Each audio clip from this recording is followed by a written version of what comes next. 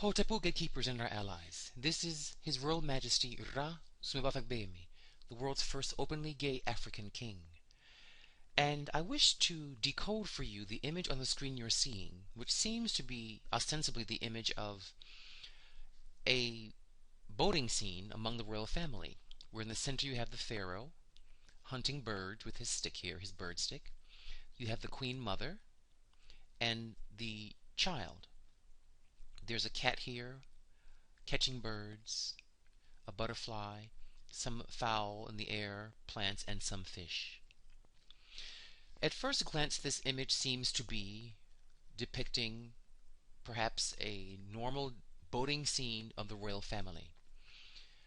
But there are things about it that make you wonder if that's really what they're trying to show. For example, the boat is quite small. It's truly quite small for 3 people to fit in comfortably. Also, the largest figures, the pharaoh and the queen mother, are standing. And it's not a yacht. This is a small skiff, basically. And it is quite impractical, particularly if you're the leader of the country, to stand in a boat of this size, of this small size, where you can easily capsize and fall off. So things like that make you think perhaps there is another message trying to be told us in this scene. One of the key things about this scene, in fact, the largest, besides the pharaoh, the largest section of this image happens to be these plants.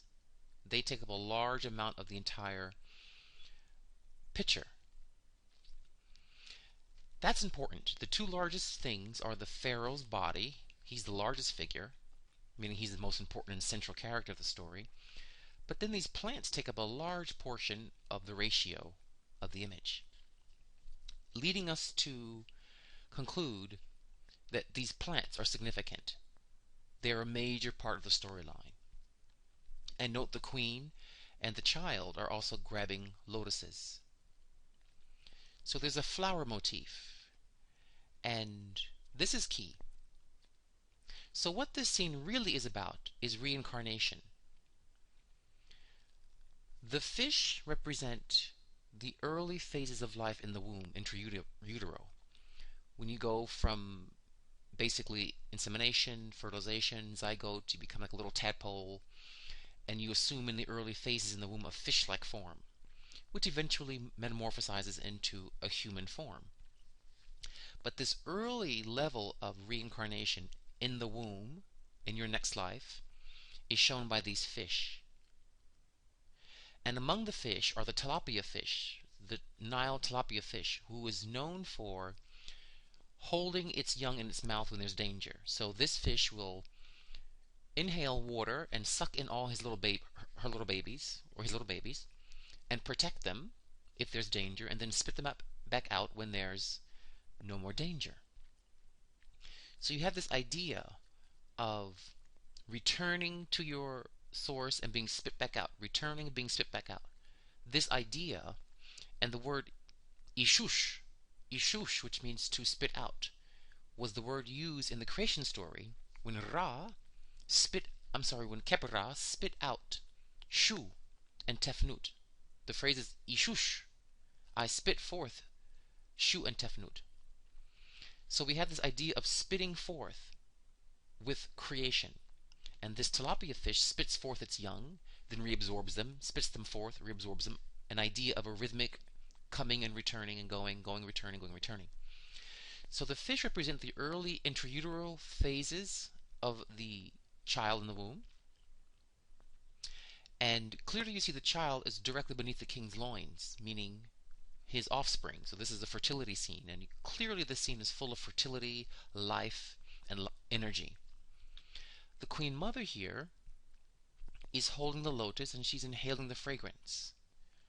This idea of fragrance is a very key concept in Egyptian iconography, in that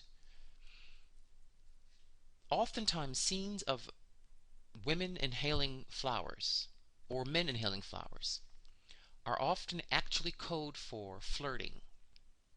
We do the same thing now.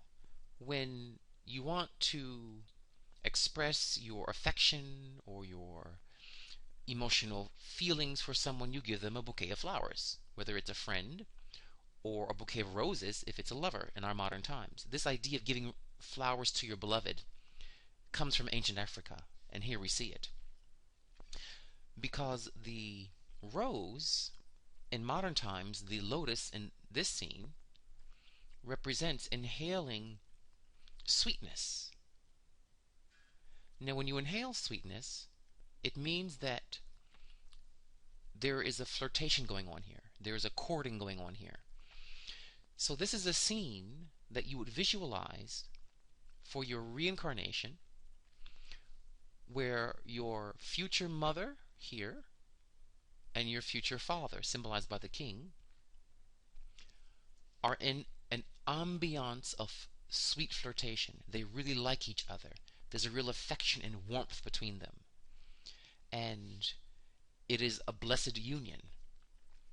And you were conceived, or you shall be conceived, in the context of that sweet, romantic, flirting affection between your parents, your future parents.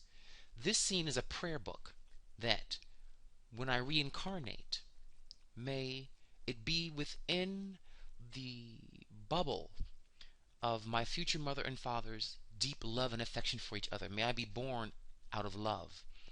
May my life be born within sweetness, as sweet as the lotus, as sweet as the rose. And that's why all this fertility in life is here. These birds symbolize the aspects of your future chart, of your planets, your aspects, their angles, your squares, quincunxes. Some things you have to knock out, some things you let fly away, some things you let sit on the boat, certain ideas of your future life.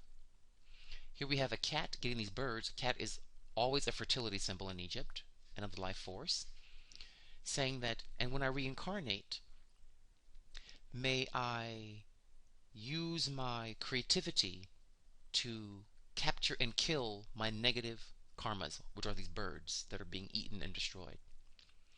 Notice right near his loin area is a butterfly, which is reincarnation. A mummy is really a cocoon. And so, again, this shows this is a prayer book for being born within a happy couple. And you have papyri here, papyrus stalks here, lotus is being held here. Papyrus symbolizes knowledge, because paper is where you write information on. So here we have papyri, which is a large part of the storyline, saying, may I have the knowledge of reincarnation. May I have the knowledge of my future chart, my future karmas and destiny. May I have this information available to me. The boat symbolizes the mind. I have a video that discusses how to decode any Egyptian text instantly. I discussed that there. And again, the child is born with a lotus in hand from the waters of the womb, after going through the fish forms of development in the womb. Well, this lotus represents the creation story when Ra was born from a lotus, meaning your new chart, your new life force and its chart are born again from the waters of potential, the waters of noon, the waters of a new possibility of existence, where you come into a sweet family, a happy family. You don't want to be born into a crazy family that's broke and lying and alcoholic and drug addict. You don't. This scene prevents you from willing that to be. And where you're born and you use your creativity, this cat, to destroy your bad karmas, and you work with your good karmas, and you have knowledge of your chart again and the knowledge of the religion of Kemet, it comes back to you. And may all this be refreshed, renewed, and fertile again. That the king is the major figure. Killing the birds means the main goal of your life, to come back, is to conquer your bad karmas, these birds.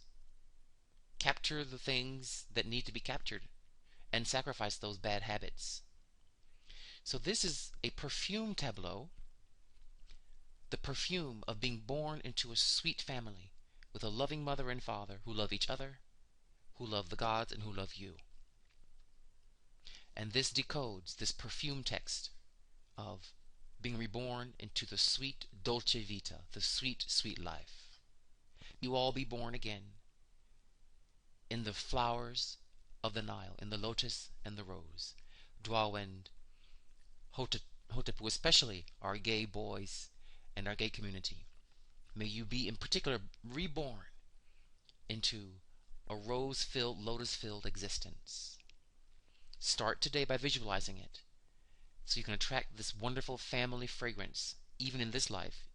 If you began with a rougher family, through this meditation on this tableau, you can begin to magnetize new family now and ensure a sweet family life in the future. Dwawend Hotepu.